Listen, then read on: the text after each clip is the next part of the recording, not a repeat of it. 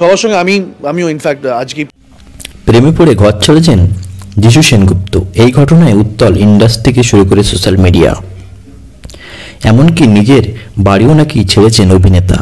আইনি পরামর্শ নিয়ে বিচ্ছেদের পথে যিশু নীলাঞ্জনা, এমনটাই খবর।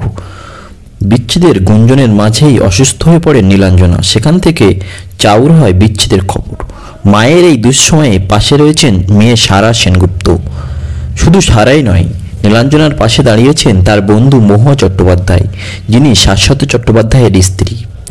শুধু মাকে শক্তিশালী নারী বলে পোস্ট করেই থেমে থাকেননি সারা। ইতিমধ্যে সোশ্যাল মিডিয়ায় বাবা যিশুকে আনফলো করেছেন সারা। শুধু সারাই নয়, মায়ের পাশে রয়েছেন ছোট মেয়ে যারাও। মে মাসেই যারা স্কুলের অনুষ্ঠানে একসঙ্গে ধরা দিয়েছেন গোটা পরিবার।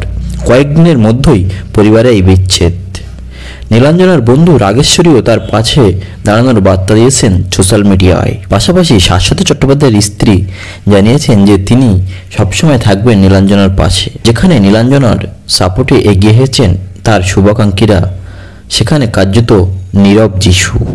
এই খবর জেনেই নাকি চরম সিদ্ধান্ত নেওয়ার চেষ্টা করেছিলেন নীলাঞ্জনা।